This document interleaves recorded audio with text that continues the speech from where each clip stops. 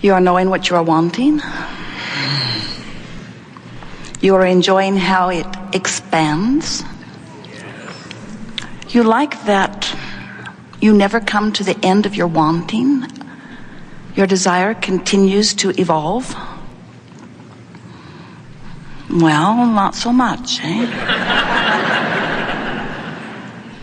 When you are approaching life from your eternal viewpoint, that sounds so good. When you know you are eternal, you don't want to run out of desires. And when you know you are eternal, not only do you not want to run out of desire, you don't want to run out of what causes desire either.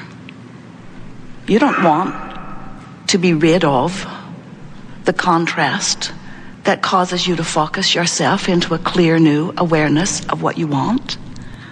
In fact, from that eternal viewpoint, when you made the decision to come forth, you were eager about the contrast into which you knew you were about to be born. Because you knew and remembered then that it is from that variety that you focus and find the new awareness, your new preference.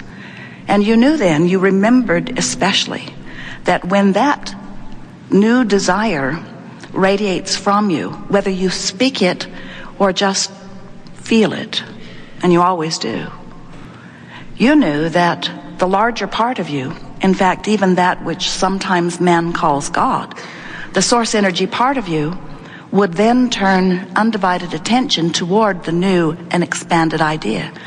And just because you in your physical body lived some contrast which caused you to desire or prefer beyond where you were, and because Source followed that preference, you expanded. The larger part of you, the you of you, expanded because of that new preference.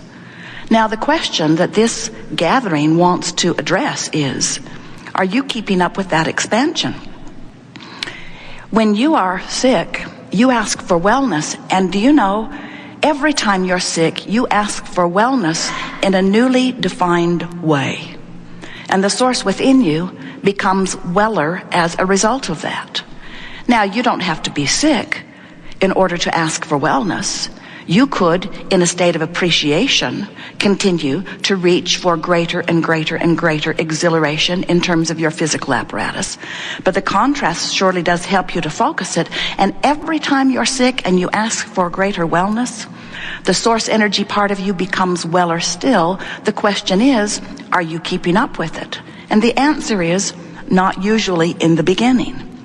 Because as you have launched that rocket of desire, you are, if you are like most humans, pretty much observing where you are.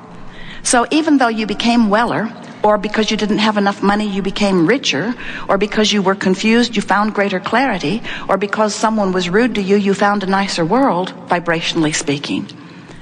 Just because the desire emanated from you doesn't mean that you can easily go there and achieve vibrational alignment with that, because after all, you are where you are. You are an expanding being, but you are surrounded by the what-isness of what is. In other words, where you are has your attention, and we understand that. You wanted where you are in terms of your physical beingness to have your attention, because you knew that out of it would be born more ideas about how life can be better. But when you are fixated upon what is, when the contrast of life serves you by helping you to know what you don't want, which helps you to know what you do want, and the larger part of you holds the vision of what you do want, and you don't, you separate yourself from the larger version of you. In other words, that's what all negative emotion is. It means that life caused the larger part of you to move to a new place, but because you're fixated on the details of where you stand, you didn't go. Not easily. Oh, you're going. You can't not go. Because once life causes you to ask for more, all of the resources of the universe line it up so that you will have it. Many physical humans fill their vibrational escrow. We like that word, vibrational escrow. It is your future in vibrational form, being tended for you by the broader part of you. And when you, in your physical form, find the thoughts and the words, the feelings, the attitudes, the moods, the expressions, the terminology, the visions, when you find the memory, when you find the things that you focus upon that are about this new vibration, you move to the new vibration, and when you do, there then is no separation between you and you. And when that happens, your manifestation of this expansion occurs. Oh, now you're manifesting all over the place. And in every moment that you are manifesting, in every moment that you exist here in this physical body, there is a vibrational relationship going on between you and you. And by that we mean between the vibration that is being offered by you because of what you're thinking in your genius, brilliant point of view, and the you that is the broader part of you that existed before you were born, that still exists even in non-physical, even now. You are here in physical form, and that holds the vibration of your vibrational escrow. You see how it works? You were source energy and still are. And as you were source energy, a part of you expressed forward into this body, a small part of you in relationship to who you really are. And as you're here now in this body, exploring what you want, what you don't want, what you want, what you don't want, you are sending off constant preferences or rockets of desires, which the non-physical part of you is holding. Not only holding, observing, not only observing, giving, not only giving, being. The larger part of you becomes what you ask for when you ask for it. When you ask, not only is it given, the larger part of you becomes what you have asked for. So the question is, how are you doing about keeping up with you? Are you a vibrational match to what you're asking for? And you can tell by the way you feel how close the match is. We want you, in the hours that we are together today, to begin to feel a familiarity, an ownership really, a beingness really, of this vibrational escrow. It is our desire that you begin to recognize that this vibration, which is your future experience, which precedes you vibrationally, and we want to remind you, everything that you know that is physical in nature was preceded by vibration. And by the time it is manifested, it was focused powerfully into view. Do you know that the focusing that you're doing here in this physical body is fine-tuning focusing? Do you know that? The majority of what needs to be done, 99.999999% of all creation is completed vibrationally before you see the evidence of it. So you're focusing upon things that cause you to feel good. That's just the last little piece of clicking into place.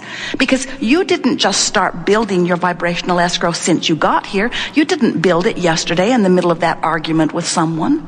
You added to it, you clarified it. You didn't build your vibrational escrow last week when you were sick or last year when you were sick. You added to it, you amended it. But this vibrational escrow, this you of who you are, this is a veritable vortex of attraction. And all things necessary for the coming together of that which is you is being drawn to this vortex. We want you to feel it. Feel this vortex of becoming and law of attraction's powerful effect on it. So, you ask for more money, it's been summoned. You ask for more clarity, it too has been summoned. You ask for specifics like houses and cars and people and relationships and better feeling everything. And as you've been asking with detail because of the contrast that you've been living, this vortex is spinning and drawing to it all things necessary. And once you have an experience that causes you to expand to a new place, you can't keep beating the drum that isn't keeping up with the expansion that life has given you. You've got to keep up with the expansion that life has given you, or you're not going to feel good.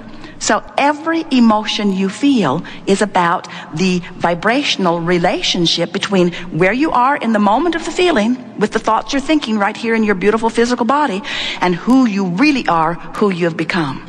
So here is this vibrational escrow, this veritable vortex with law of attraction summoning all components necessary for the full realization and manifestation of everything that you've been asking for. What a pot is cooking here. It is magnificent.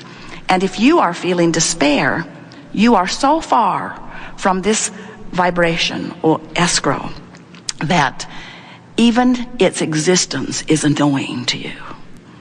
If someone else, you see them living what's in your escrow that you're not living, you find yourself not liking them at all. In your despair or anger or revenge or judgment or hatred, you feel terrible. You are so far from this vibrational escrow. Now, the thing that's very interesting about that is, over here in this contrasting experience, as you get a whiff of that, as you see someone else maybe living some of it, and then you realize that you're not, you have a stronger stream of negative emotion, which causes you to launch a stronger than ever rocket of desire. So you just ask for more, but as you hold your negative ground and don't go, you feel worse still. So here's this vortex swirling with all things wanted by you. And here's you over here holding yourself apart from it by the habit of thought, by the thought you keep thinking, by the chronic thought, by the drum you keep beating, by the online chat group that you respond to, by the stuff that you are reading and talking, by the things that you are keeping alive with your conversations with your friends. You are holding yourself, not meaning to, not wanting to, apart from who you've become. So now let's say that you are in a state of frustration. Oh, now not so far from your vortex. And in frustration, this vortex is every now giving you a glimpse of something you want. In fact, every now and again, you get a feeling of exhilaration. You sort of get an idea about something. You're closer to the vortex and you're feeling better. Once you get to a place where you are feeling the slightest little bit of hopefulness about this thing that you want, you are so within range that now the universe is starting to give you clues, little hints of things. You say, oh, I'm being tested. Things begin to show up. You begin to see exactly what you want being driven by someone else. You are in the vicinity, and we want to say to you that once you reside pretty systematically, nearly chronically, in an attitude of hope, you're close enough now that the universe is giving you enough evidence of your close proximity to what you want that now you're almost inside the vortex. And when you find a little bit, only a tiny, tiny, tiny little bit of belief, you're in. You're in. And in the moment that you move within vibrational range, now things start showing up. Things show up all over the place. You begin to feel the cleverness and the clarity and the power of your beingness. Now, most of you are moving in and out of your vibrational escrow all day, every day, depending upon the subject. There are some subjects you're so far away, nobody wants to talk to you about that anymore. You know those subjects. You have friends that have them, that issue they've got. And they always, no matter what you're talking about, they manage to bring the conversation around to that issue. If you keep beating the drum of where you are in relationship to what you want, you just hold that tension. Now, there are other subjects that you feel more hopeful about, and so the universe is yielding some things to you relative to some subjects and not so much on others. And it all has to do with your relationship to who you have become. However, we want to say to you that your usual attitude about one thing or the other is consistent enough that you have a pretty steady relationship with your vibrational escrow. You know people who are so knowing of well-being, who so expect things to go their way, that it looks like the universe just knocks itself out to give them what they want. You barely hear them verbalizing that they would like to see something or know something or have something, and they have it. And if that makes you feel exhilaration, you jump right into your vortex where you get some too. But if it makes you feel jealous, if you say it's not right, if you start looking at the disadvantage that you have while they seem to be having the advantage, then you hold yourself, it seems to be deliberately, we know it isn't, outside of the universe's ability to yield to you because you hold all of the power. You're either allowing alignment or you're disallowing alignment. We call it allowing or resisting. You're allowing the well-being that is yours, that is constantly being summoned on your behalf, or you are not. It really is that simple. And the better you feel, the more you are allowing it, and the worse you feel, the more you are not.